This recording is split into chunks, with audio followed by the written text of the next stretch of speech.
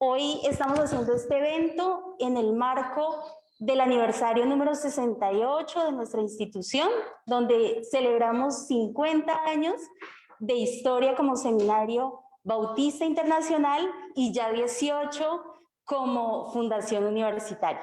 En el día de ayer iniciamos con un culto de acción de gracias. De paso, gracias a todas las personas que nos pudieron acompañar.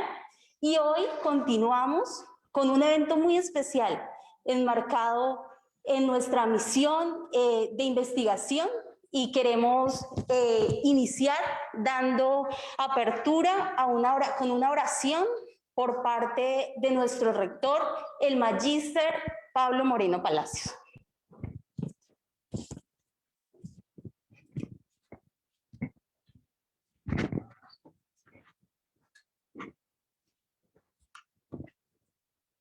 Muy buenos días, es un placer para mí estar en esta mañana compartiendo el lanzamiento de nuestra revista número 12. Damos gracias a Dios por la directora de investigación, por los autores y autoras de esta revista, y agradecemos su esfuerzo, su dedicación para que este logro sea una realidad en el día de hoy. Oramos. Damos gracias, Señor, por tu sabiduría. Gracias por lo que nos impartes. Gracias por lo que nos da la oportunidad de reflexionar, analizar, escudriñar y también practicar. Pedimos que este tiempo sea un tiempo de construcción de nuestro conocimiento para hacer cada día personas y comunidades más relevantes a las situaciones que vivimos en la actualidad. Oramos con gratitud por la vida de cada uno de los que han participado en este ejemplar. En Cristo Jesús. Amén. Amén. Muchas gracias, señor rector. Bueno, continuamos. Les invitamos, por favor, a entonar nuestro himno institucional.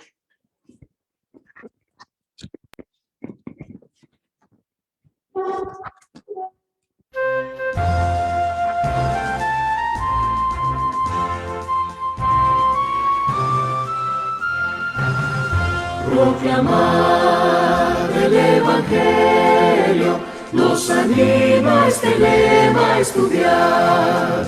El mandato del Maestro con poder hoy nos impulsa a trabajar por librar a nuestros perdidos de las garras de Satán, porque Cristo el pecador vida nueva quiere dar.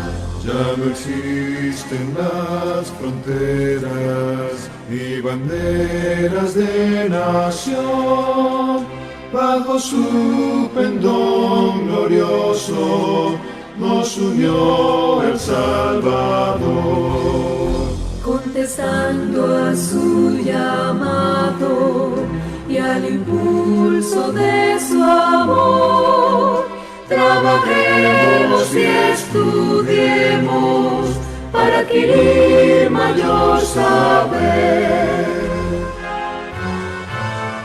Proclamad el Evangelio que Jesús vino a morir por rescatar a todo aquel que en él creyere y por fe la salvación quiere aceptar. Jesucristo es el Maestro y la Biblia el texto es. Adelante a proclamar a Jesús el Salvador.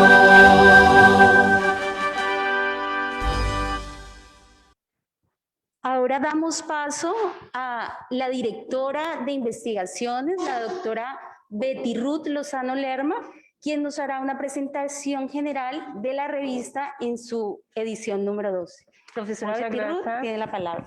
Muchas gracias, Viviana. Muchas gracias a Viviana, que es nuestra directora del Departamento de Bienestar. Gracias por su presencia. Es realmente un placer ofrecerles en esta mañana el número 12 de nuestra revista institucional, Cronos Teológico, que está saliendo desde el 2009.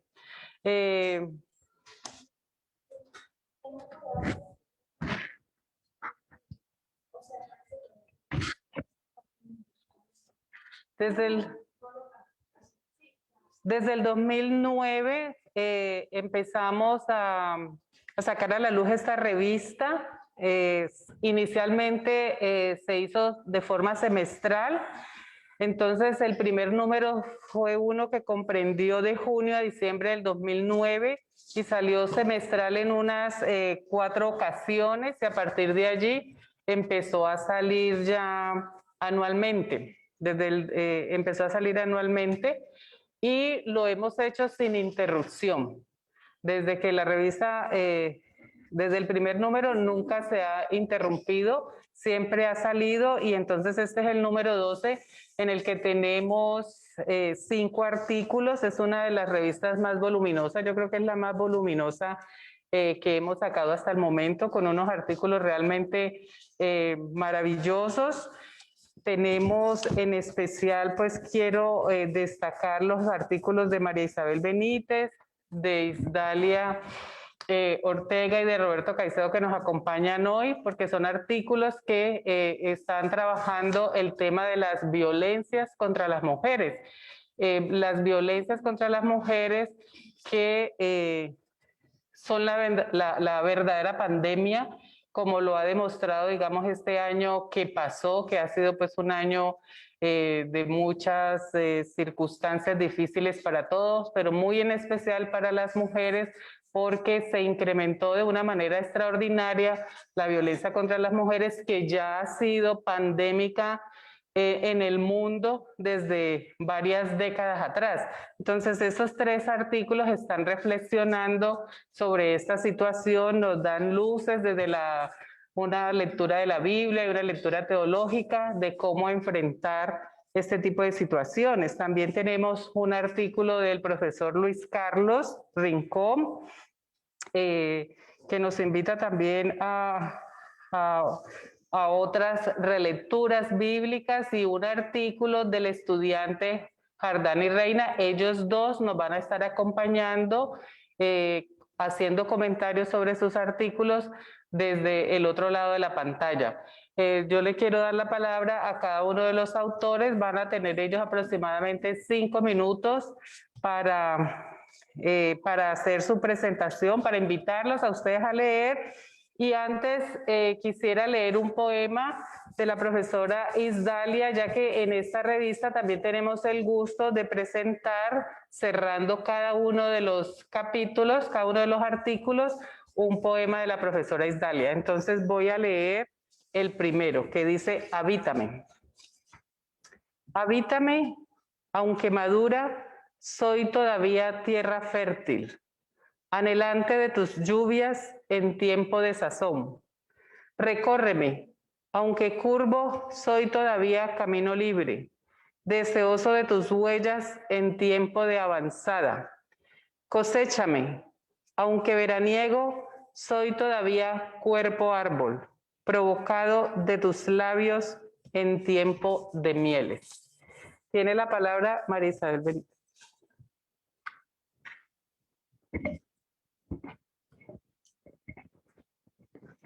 Hola, buenos días. Bueno, es para mí un honor estar aquí acompañándolos. Es la primera vez en mi recorrido de la vida, de mis 27 años, que tengo la oportunidad de escribir algo y que sea publicado y que pueda llegar a otras personas. Y bueno, y les quiero contar un poco sobre mi artículo, pero antes que eso, pues darle las gracias a las personas que me apoyaron, que están aquí sentadas, los que están allá detrás de la pantalla. Mi artículo se llama Vías para la transformación de experiencias de abuso sexual. Este artículo es algo que surgió de un recorrido personal de vida y que se ha ido alimentando y como fortaleciendo a través del acercamiento a, a lo que fue mi formación profesional y lo pude como juntar y desarrollar. Entonces quisiera hablar sobre la palabra transformación, que me parece que es clave allí porque una experiencia de abuso sexual no se olvida ni se borra, ni se supera, sino que se transforma. Entonces, esta transformación es empezar desde un estado de víctima, sobreviviente, y por último pasar a celebrar la vida, a recuperar el control de la vida, a desarrollarla, a crecer, a sentirse plena y, como lo dice la palabra, a tener vida y vida en abundancia. Entonces, esta es la palabra transformación, que creo que es clave allí, un proceso lento pero continuo que nos ayuda a crecer. Bueno, en primera medida el artículo pues como que habla un poco sobre el impacto del abuso sexual, lo que es, qué es, cómo se manifiesta de una manera visible, pero también de una manera muy disimulada, que a veces es difícil de reconocer. También se abordan las consecuencias a nivel físico, que a veces son como las más obvias, las que se tratan en el principio, en el momento de la situación. Después se habla sobre las consecuencias psicológicas que tiene esta situación de abuso sexual. Hablando pasando de la depresión, de el consumo tal vez de sustancias, situaciones de alto riesgo para la vida, a situaciones como la ambivalencia, la vergüenza, la sensación de traición, de desesperanza. Y después abordo algo que me parece muy importante y que se ha dejado de lado, como en los procesos terapéuticos con las personas, con las mujeres que han tenido experiencias de abuso sexual, y es la parte del espiritual. Entonces, ¿qué sucede en el espíritu? ¿Qué pasa cuando hay una experiencia de abuso sexual? El espíritu, hablando la espiritualidad como la esencia del ser, como aquello que nos da la fuerza, que nos impulsa a trascender, que nos lleva a un más allá, y también como eso que nos relaciona con nuestro Dios, sin desconocer, yo lo aclaro allí, las diferentes formas de relacionarnos o de ejercer nuestra espiritualidad, de desarrollar nuestra espiritualidad. Pero en este caso, como es inspirado por una experiencia personal, lo abordo con la relación con Dios, con mi Dios, y en este caso pues planteo aquellas cosas que se ven interrumpidas, esa distorsión que se inicia cuando hay una experiencia de abuso sexual. Entonces pasamos de ver un Dios amoroso, un Dios justo, un Dios bueno, un Dios misericordioso, un Dios de confianza, un Dios al que puedo acudir, un Dios que es mi fortaleza, mi torre, todo lo que dice en la Biblia que Dios es y todo lo que dice en la Biblia que yo soy, simplemente se distorsiona y comienzo a ver un Dios cruel. ¿Por qué pasó esto? Un Dios tal vez mezquino, impredecible, que me manda cosas malas, rencoroso, imparcial, de pronto indiferente. Y todas estas verdades de lo que Dios es se empiezan a ver distorsionadas y simplemente no logro y no se logra tener una relación viva, una relación sincera, una relación honesta y no simplemente se distorsiona esa relación con Dios, sino también relación conmigo misma y relación con los demás, relación con mi entorno y con el mundo en general. Entonces, las tres vías que se proponen en el artículo, en primera medida, es restaurar esa relación a través de la lectura de la Biblia, a través de la oración, a través de volver a reconectarme, de leer, de encontrar esas verdades de lo que Dios dice que yo soy, de que está preocupado, de que le dolió mi dolor, de que Jesús sufrió conmigo lo que pasó, de que es un Dios justo, que en él hallo reivindicación, que en él hallo justicia, que me ve maravillosa, que la imagen que se obtiene de una mujer después de un abuso sexual, de tal vez no soy suficiente, tal vez no soy digna, no soy valiosa, Dios me ve digna, me ve valiosa, me ve suficiente, me ve hermosa, me ve maravillosa. Entonces, como esa relación con Dios empieza a reconstruir esa imagen y esas verdades de lo que yo soy. Y algo muy importante es también el llamado al perdón. El perdón no solo hacia mí, sino también el perdón hacia la otra persona, a la causante del dolor.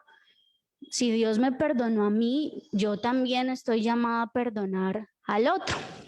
Y después, entonces, otra vía para la transformación, que es algo muy junto, ay, perdón si me estoy demorando mucho, que va en conjunto, es el cuidado psicoespiritual. Entonces, el cuidado psicoespiritual compuesto de consejería, y es un llamado a la iglesia y es un llamado a los líderes y un llamado a la comunidad cristiana de que la iglesia rompe fronteras. Muchos lugares donde no hay servicios de salud mental, hay una iglesia.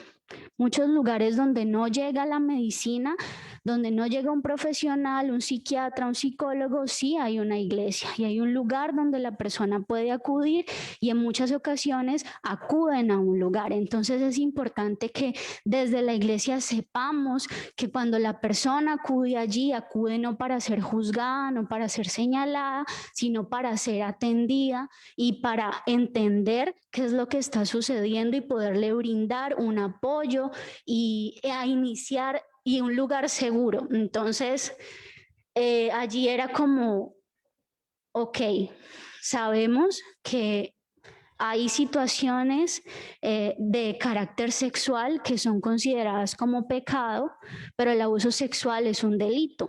No, más allá de solo verlo como un pecado, debemos aprender que es un delito que debe ser denunciado, que debe ser condenado y que debe tener una vía legal, una salida legal. Entonces, la consejería, pues allí es importante. Después, la terapia psicológica, la psicoterapia, también es muy importante porque da herramientas, porque es un lugar donde se escucha la voz propia, incluso los propios recursos se ven allí potencializados. Y tercero, en este conjunto de cuidado psicoespiritual está la ayuda terapéutica no profesional, que son las relaciones personales que son terapéuticas, los amigos, la familia, un buen profesor que te dice, wow, mira qué potencial tienes, dale para adelante, los amigos que te acogen, que te abrazan, que te ayudan, que te escuchan, los profesores que están allí. Para mí muchos profesores fueron ayudas terapéuticas no profesionales, los amigos también súper importante, incluso las parejas sentimentales llegan a ser también relaciones terapéuticas no profesionales. Y la tercera vía para la transformación, yo soy profesional en recreación, es la literatura, el arte, la recreación, la lúdica, todo esto que te conecta, porque tiene varias funciones. Primero, conectarte con tu pasión, con sentirte vivo, con recuperar tal vez esa niñez que fue robada por el sufrimiento. también sirve como espejo. Hay momentos, hay lecturas, hay juegos, hay pinturas, hay música que te pone de frente con lo que está sucediendo, con algo que simplemente no habías logrado ver y no habías logrado darte cuenta dentro de ti.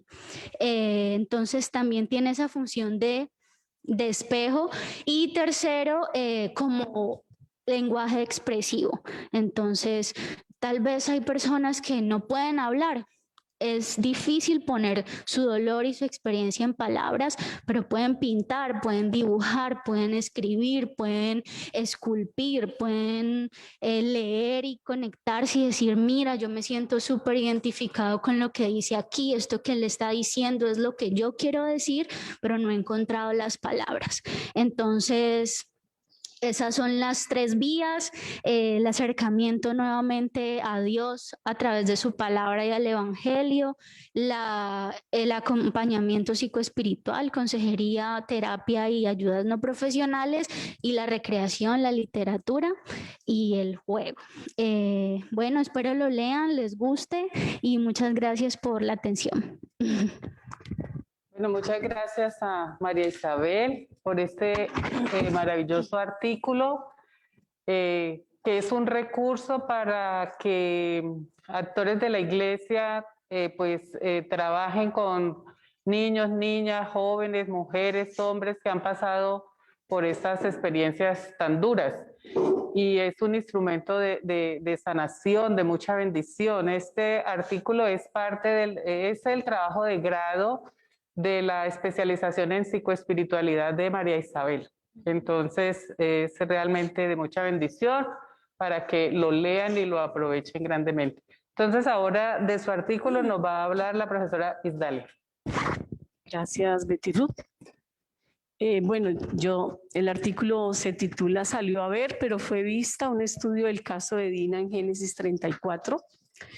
Durante el año 2019, tal vez, con el equipo de Teología y Género estudiamos por un año este texto y lo estudiamos en el Semillero de Teología y Género y profundizamos mucho, trabajamos muchos autores y autoras y bueno, yo decidí entonces que era una buena oportunidad para dar a conocer un poquitico sobre lo que habíamos hecho.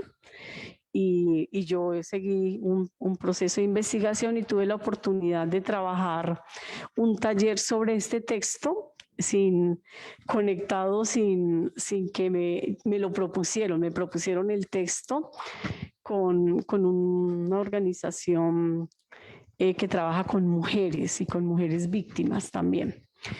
Entonces, este artículo es como un acercamiento a nuestra realidad que no es nueva, la realidad de violación también hacia una jovencita que es Dina, pero que ella representa todas las adolescentes y jóvenes de nuestro contexto que son abusadas y violadas en el seno de su familia o afuera de ellas.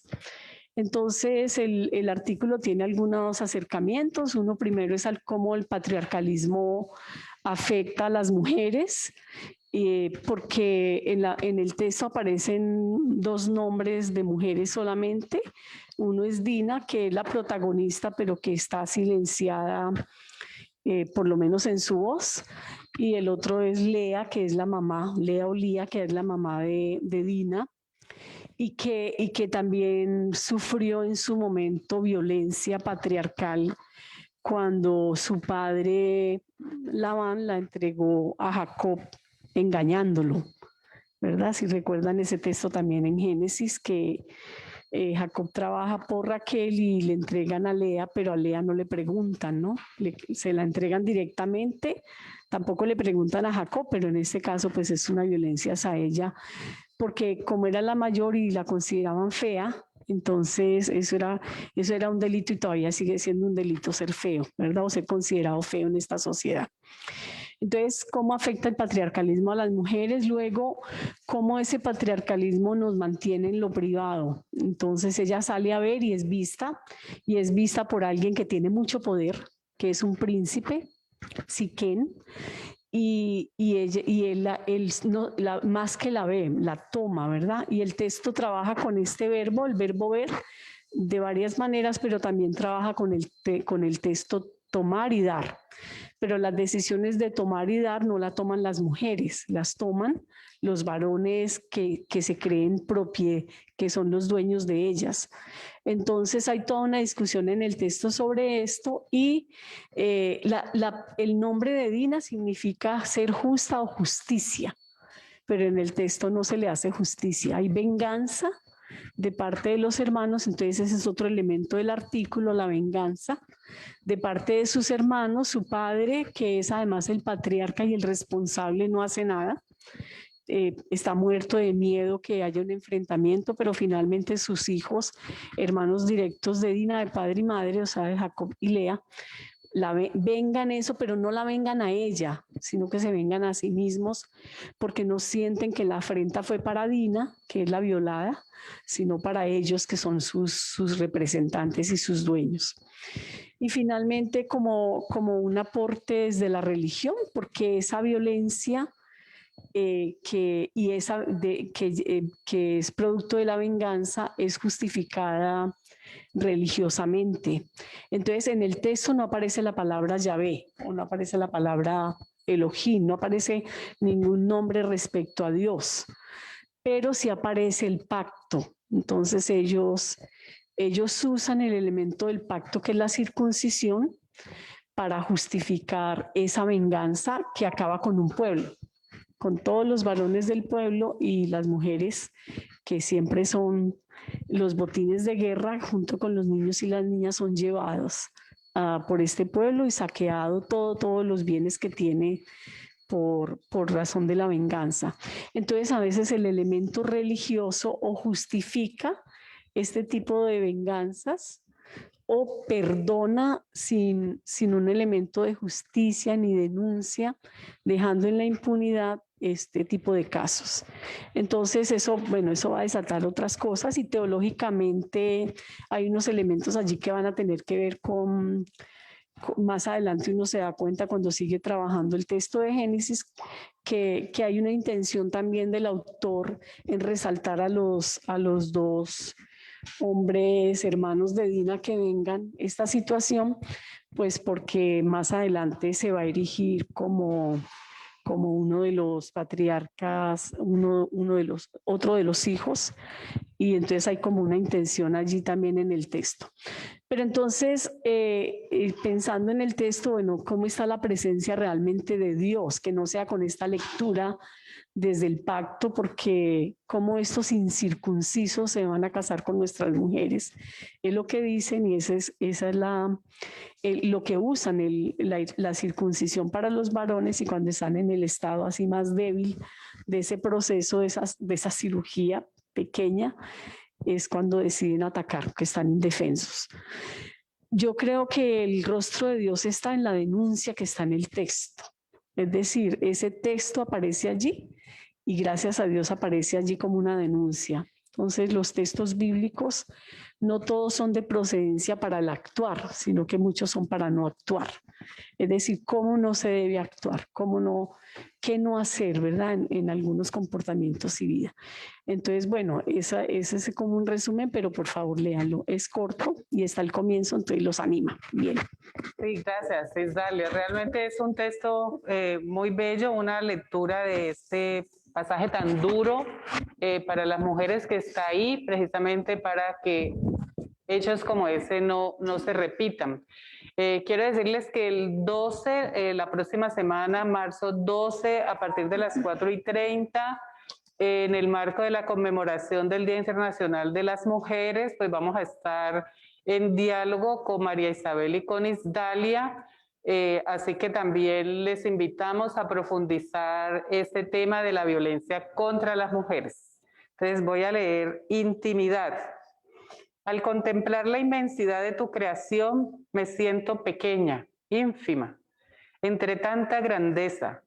Mas al recordar que tú eres el eterno, el infinito, el santo, mi corazón siente alivio, pues mi vida está segura en ti. No voy a leerlo todo para que ustedes se interesen en leerlo todo. Bueno, entonces le doy paso al profesor Roberto Caicedo, que nos va a hablar de su texto. Buenos días a todos y a todas. ¿Cómo se escucha? ¿Bien? Muy bien. Bueno, este texto trabaja entonces ya este artículo trajo un texto del Nuevo Testamento. Entonces Dalia trajo un texto del Antiguo, aquí trabajamos un texto del Nuevo Testamento, donde también hay una mujer es protagonista. En este caso es una mujer que está acusada de adulterio. En el artículo yo propongo que realmente es una falsa acusación. Hay esas dos perspectivas, ¿no? Hay algunos autores que plantean que realmente era una falsa acusación de parte de los judíos, ¿no? Y hay una tradición pues, que sustenta eso. Y también está la otra interpretación de que, pues sí, efectivamente se había cometido el adulterio, pero aún así Jesús no le juzga, ¿no? ¿Se acuerdan de esa perícopa? Y yo digamos, mi entrada a esta perícopa es a partir de el aporte de la memoria social. Y entonces voy a leer un poco la introducción, voy a leer rápidamente la introducción que hice para el artículo. Uno de los aportes fundamentales de la memoria social y colectiva al estudio del Nuevo Testamento tiene que ver con la relación entre tradición oral y tradición escrita y su confrontación. Para el análisis de esta relación, a partir de la memoria, se parte de la constatación de que el proceso de formación del Nuevo Testamento existe una cierta ruptura de tradición, según algunos autores, que es necesario salvar, a partir de una posible relectura de los hechos fundantes del cristianismo realizada por las primeras comunidades de discípulos y discípulas de Jesús. En dicho proceso, estas comunidades van a mostrar, conforme a lo que se constata en el Nuevo Testamento, una confrontación con otros grupos sociales, con los cuales se va a tomar distancia. La identidad del nosotros se contrapone a la de ellos. En el caso de esta perícopa, frente a un grupo de judíos, ¿no? Fariseos. Así, en la memoria social y colectiva de las comunidades cristianas se intensifica esa búsqueda de recuperación del pasado para poder mantener una identidad colectiva con el paso del tiempo. La perícopa de la mujer sorprendida en adulterio, por ser un texto tardíamente añadido al Evangelio de Juan, ya en mi artículo del anterior de Cronos, había mostrado que esta perícopa es añadida más o menos en el siglo IV al Evangelio de Juan. Permite un ejercicio importante de la perspectiva de la memoria, para entender un poco mejor la relación entre la tradición oral y la tradición escrita que está detrás de la conformación del Nuevo Testamento. Para nuestras sociedades, la tradición escrita es muy importante, para nuestra sociedad más occidentalizada, pero en este tiempo realmente había mucha tradición oral, inclusive más que tradición escrita, y todavía algunas comunidades conservan esa relación. Esto va a requerir una búsqueda en otras expresiones del texto y poder así evaluarla como parte de una tradición enraizada en las primeras comunidades judeocristianas y luego asumida por comunidades cristianas propiamente. Y aquí las comunidades juaninas. Esto sería uno de los posibles aportes de la memoria social y colectiva al estudio del Nuevo Testamento y específicamente al de esta perícopa, el cual se pretende desarrollar en este artículo.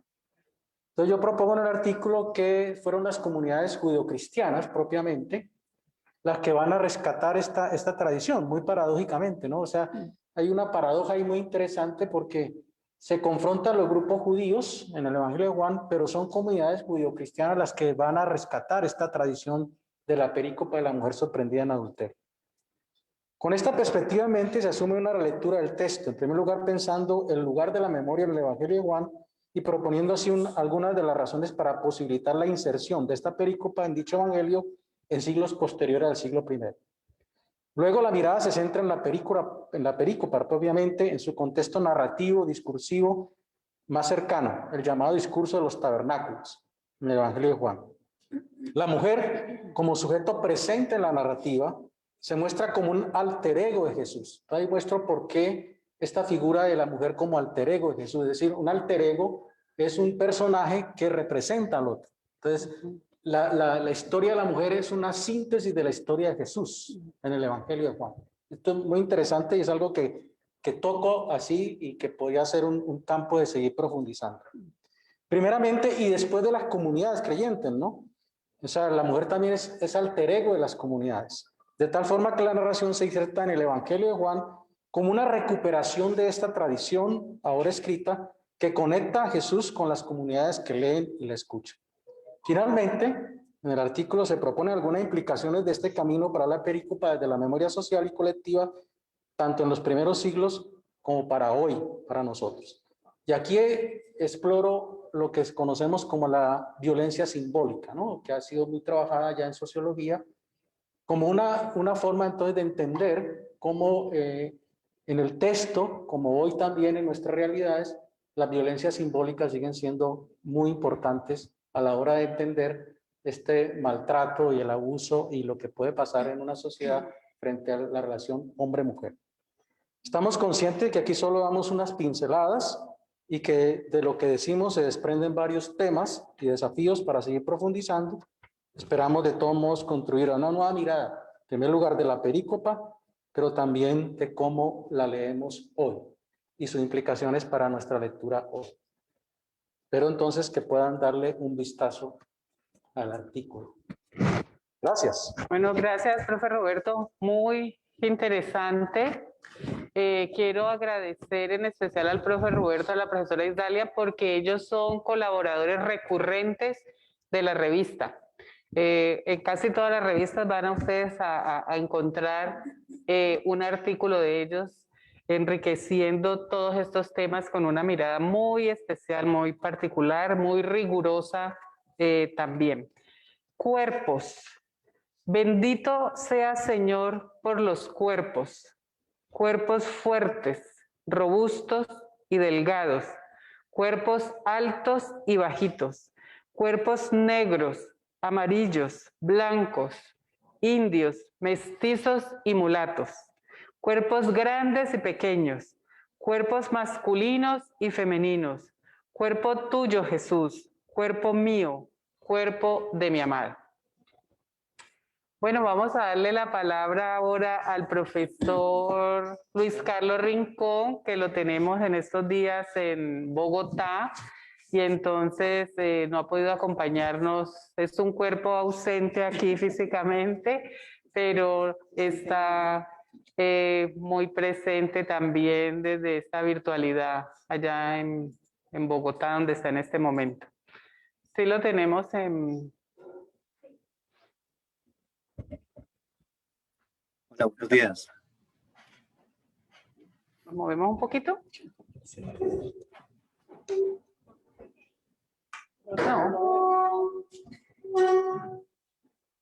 Hola, el Señor les bendiga. Qué bueno verles, escucharles.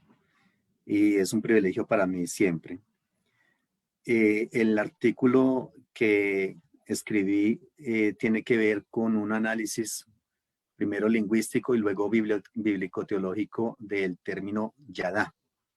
Esto también es otra violencia que se vive.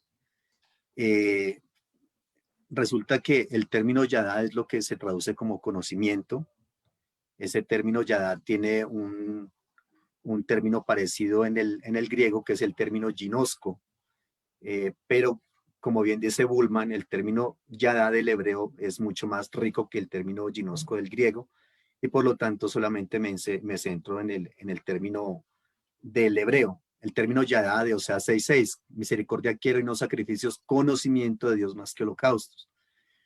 Y este artículo lo escribo por una preocupación que surge de mí mismo, como una disyuntiva que hay en nosotros como seres humanos, y que se ha trasladado a las prácticas litúrgicas que están en las comunidades, por ejemplo, históricas, las iglesias históricas, con otros movimientos, por ejemplo, pentecostales, neopentecostales y carismáticos, que es el gran antagonismo que hay entre unos y otros de cómo me acerco a Dios. Entonces, los que nos acercamos a Dios a partir del intelecto, tenemos pues ciertas tendencias y ciertas preferencias frente a otras personas que se acercan a Dios a través de lo experiencial, ¿ya? Y entre estos dos grupos se ha venido formando un antagonismo a veces pequeño, a veces no tan pequeño, y es un antagonismo que ha permanecido con el correr del tiempo. Obviamente no soy la primera persona que escribe esto, de esto se ha escrito mucho, pero el asunto es que al parecer nos pasa lo que le pasaba a los profetas veterotestamentarios, que como bien decía, el pueblo, hablas muy bonito, pero como que eso no se lleva a la práctica, porque el antagonismo persiste y crece. Y estamos mirando con sospecha a las personas de uno y de otro bando. Entonces los que se acercan a Dios a través de la experiencia, ven con sospecha a aquellos que se acercan a Dios a través del intelecto y juzgan y condenan porque es que son pura letra, es que no tienen al espíritu, es que la letra mata, correcto, mejor, y el espíritu vivifica. Y por el otro lado, entonces están las personas que tienen esa preferencia de acercarse a Dios a través del libro, a través de la teología sistemática, a través de la hermenéutica, de los métodos exegéticos. Pero resulta que cuando nosotros vamos al término yada, conocimiento, ese término tiene 4 elementos constituyentes. El primer elemento es el de la experiencia, el segundo elemento es el del intelecto, el tercer elemento es el de la relación y el cuarto elemento es el de la proclamación. Pero bueno, la verdad es que por lo menos los 2 primeros elementos no tienen un orden de primero y segundo. Los mencioné de esa manera porque pues tengo que mencionarlos, pero realmente no tienen un primero y segundo. Es decir, que habrá personas, como le he venido diciendo, que se acercarán a Dios a través de lo intelectual y otras a través de lo experiencial, pero que finalmente la deficiencia está en nosotros, no en el término que afortunadamente utilizó el Señor para darnos a conocer el misericordia quiero y no sacrificios, conocimiento de Dios más que holocausto. Es decir, que el Señor cuando dice conózcanme, no está haciendo esa división que nosotros estamos haciendo, porque es necesario que si bien nosotros nos empezamos a acercarnos a Dios a través de lo experiencial, esa experiencia más temprano que tarde tiene que llevarnos al conocimiento, es decir, a esa experiencia hay que meterle, como decimos popularmente, carnecita, teología. Tiene que ser una experiencia pensada, inteligente, razonada y no solamente algo alocado. Y por otro lado, si yo me acerco a Dios a través del intelecto, finalmente y muy temprano tengo que entender que a ese conocimiento le tengo que colocar algo de experiencia, porque finalmente el conocimiento por el mero conocimiento me va a llevar a un paradero muy seguramente que no es el más adecuado. Así como también la experiencia me va a llevar, solamente experiencia por experiencia, digamos, a proponer algunas herejías, que es como la historia lo ha venido registrando. Entonces, es como ese aspecto que quiero resaltar en el artículo y, digamos, intentar proponer un acercamiento entre estas 2 maneras de conocer a Dios, que realmente no son 2, es una sola.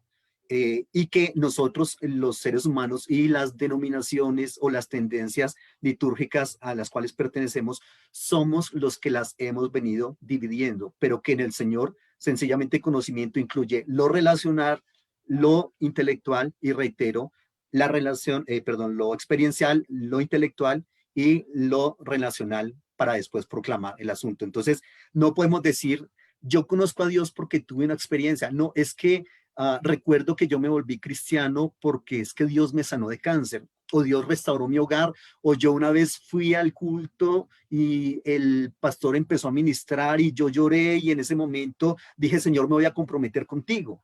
Estupendo, pero reitero, a eso hay que colocarle ese concepto de la sistematización, de la organización de los pensamientos, de las creencias, de lo que se propone, digamos, desde una perspectiva intelectual. Muchas veces se piensa que el Señor al que adoramos, como que cuando se trata de lo intelectual, dice, uy, mijo, yo como que en eso no me meto. Eso pregúntele a los científicos, pero es que Dios también es el Dios de las ciencias y como bien dijera Justo González, Dios al pueblo de Israel le entregó los profetas, pero a los griegos le entregó los filósofos. Y tenemos que entender que Dios también es el Dios de la ciencia, también es el Dios de la medicina y todo esto, pero entonces cuando se tiene un acercamiento experiencial a Dios, como que eso queda un poco desvaído. perdón, o sea, es que Dios como que no se mete en esos aspectos, pero sí, sí se mete y es el Dios de esos asuntos intelectuales, y esa es como mi propuesta, ¿no? Cómo lidiamos con ese cisma que hay y cómo debemos reconocer que, a ver, nuestros hermanos pentecostales, neopentecostales y carismáticos tienen mucho para enseñarnos a nosotros. Y por otro lado, nuestros hermanos de las iglesias históricas, y hago esa división porque por lo general son los que hacen esa distinción entre acercarse a Dios a través del intelecto y de la experiencia, también tienen mucho para enseñarnos a nosotros, estos hermanos pentecostales. Grosso modo, eso es lo que trabajo en el artículo. Muchas gracias, hermano Luis Carlos. Un tema, como pueden apreciar, pues, de mucho debate y de mucha actualidad para seguir profundizando y leyendo. Tu resurrección está presente, Señor. Ella es la última palabra en mi historia, en la historia de nuestros pueblos. Palabra de vida como tu primera palabra, oh Dios. Solo podemos evidenciar y disfrutar la resurrección si hemos pasado como tú por la muerte. Lo estamos haciendo por estos días. Morimos un poco con cada muerte de nuestros seres amados. La muerte de quienes duermen en tu paz es apenas el capullo en el que se encuentran, cual lo hace la mariposa lista para abrir sus alas y volar. Tu resurrección nos urge, Señor. En medio de todo este dolor, necesitamos tu mano firme en nuestro frágil y tembloroso hombro. Seca nuestras lágrimas, Dios, y enséñanos a mantener vivos los sueños, el ejemplo, el amor y la solidaridad de quienes nos preceden en este paso a la eternidad. Bueno, vamos a escuchar ahora a nuestro estudiante de teología, Jardani Reina, para que él nos haga un comentario sobre el artículo con el que colabora para la revista en esta ocasión. Muchas gracias, buenos días. Bueno, el artículo lo titulé En busca de la espiritualidad, una aproximación deliberativa. Como bien lo dice el título, es una reflexión que se tiene acerca de los caminos que consideramos en relación a la espiritualidad. El artículo tiene como finalidad exponer las razones que considero decisivas al abordar la espiritualidad occidental cristiana. Me parece que al hablar de espiritualidad siempre se tiene que hacer en primera persona, así que por eso lo entiendo entonces como una reflexión personal. Bueno, como primer elemento decisivo de los que voy a tratar en el artículo está la crítica que hace Feuerbach a la existencia y experiencia de Dios, dado que él propone que Dios o la divinidad es una proyección enajenante de nosotros mismos. A partir de esta crítica, ahondo un poco más acerca de la idea de la muerte de Dios en la tradición espiritual occidental cristianizada, transitando por la crítica nietzscheana al Dios moral, la crítica bíblica a la divinidad, a Yahvé, y a las ideas que nosotros hemos establecido acerca del Señor, que construimos constantemente con un peligro, que es el peligro de la idolatría, ¿no? La idolatría entendida aquí como una imagen o un concepto equivocado acerca de lo divino. Posteriormente hago una revisión a la crítica ya planteada y propongo una lectura de la espiritualidad partiendo de dos conceptos que considero claves, que son el concepto de espiritualidad reservada y espiritualidad atrevida. Me he limitado a presentar 4 razones de una de las dos espiritualidades de manera más prominente, que sería la espiritualidad reservada, y con la idea de llevar un poco a la experiencia de este tipo de espiritualidad, que es una espiritualidad que se corresponde con la experiencia de los místicos en diversas tradiciones religiosas. A grosso modo se puede decir que esta espiritualidad privilegia el silencio, la renuncia a las imágenes, la experiencia vivida en oposición al bullicio de las propuestas y la dogmática de una espiritualidad atrevida que también debe ser leída y entendida según su lenguaje simbólico.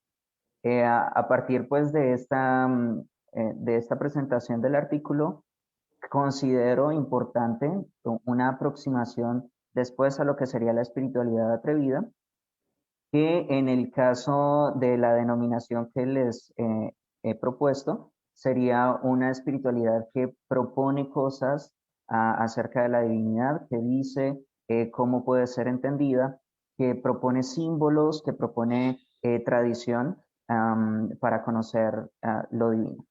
Gracias. Bueno, muchas gracias a Jardani por su artículo. Invitar a los estudiantes a que nos envíen también sus aportes.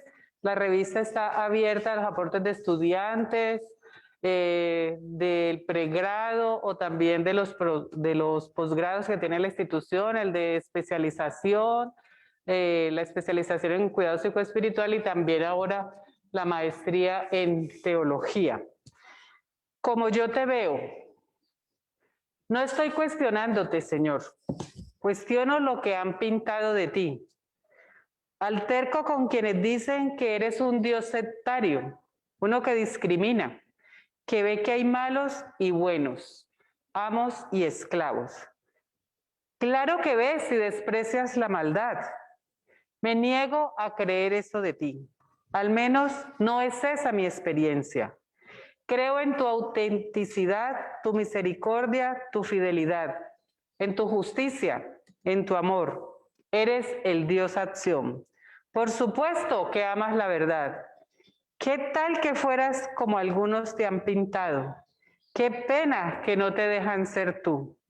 Muéstrate como realmente eres, con tu veracidad histórica, como el Dios de pequeños y pequeñas, quien defiende a la vida, al extranjero, a la mujer y al empobrecido. No te dejes, Señor. Y Sorsa, que es como se firma nuestra poeta. Bueno, esta ha sido pues una invitación para que ustedes accedan a la revista. La revista la tendremos aquí en la recepción de nuestra universidad a la venta a un módico precio de 20,000 pesos. Estará disponible. Los números anteriores están en internet, están en la página de la revista. Ustedes pueden leer ahí los artículos. Esperamos también sus colaboraciones de egresados y de estudiantes y de docentes para seguir enriqueciendo este mundo de la reflexión teológica, bíblica y pastoral.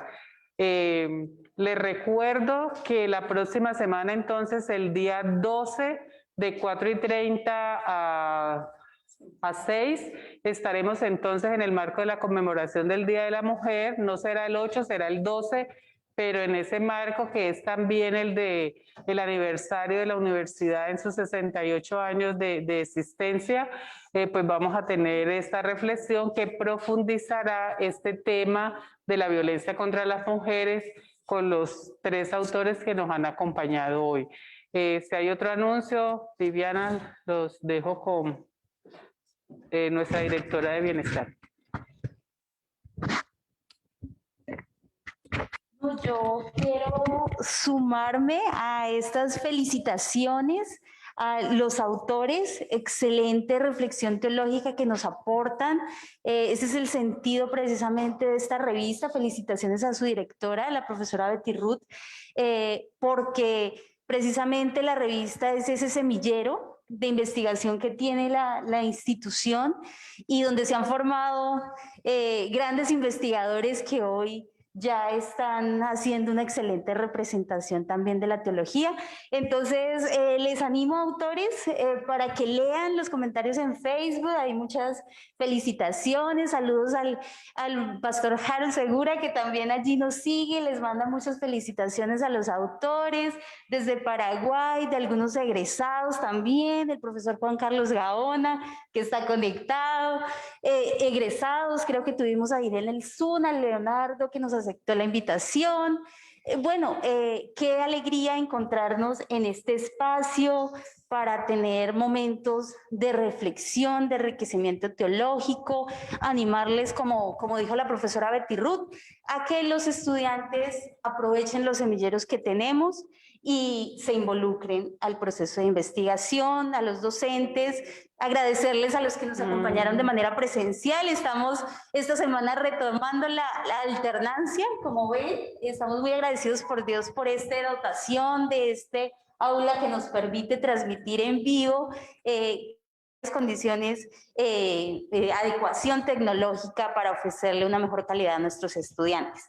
Bueno, solamente decirles e invitarles, mañana continuamos con un foro que lo vamos a hacer vía Zoom. Vamos a copiar allí en nuestra página web del Zoom para que ustedes nos acompañen. Es un foro que se llama Creer y Emprender, la clave del éxito. La vamos a hacer en alianza con el SENA. Entonces, allí vamos a estar aclarando algunas inquietudes sobre cómo acceder al Fondo Emprender, sobre algunas claves de emprendimiento de una especialista pues, en gerencia de proyectos. Entonces, les invito a que se sumen al Zoom y pues allí conozcan, porque sabemos que hay muchos emprendedores en nuestra institución. Y el sábado vamos a tener un Facebook Live de nuestro programa de música y gospel. Entonces tenemos programación todo el mes y les estaremos anunciando a través de nuestras redes sociales. Muchas gracias por acompañarnos en este evento del lanzamiento de la revista Cronos Teológico número 12. Les invitamos a leerla, a adquirirla. Y bueno, Unibautista, 68 años, promoviendo la educación teológica. Gracias por hacer parte de este evento.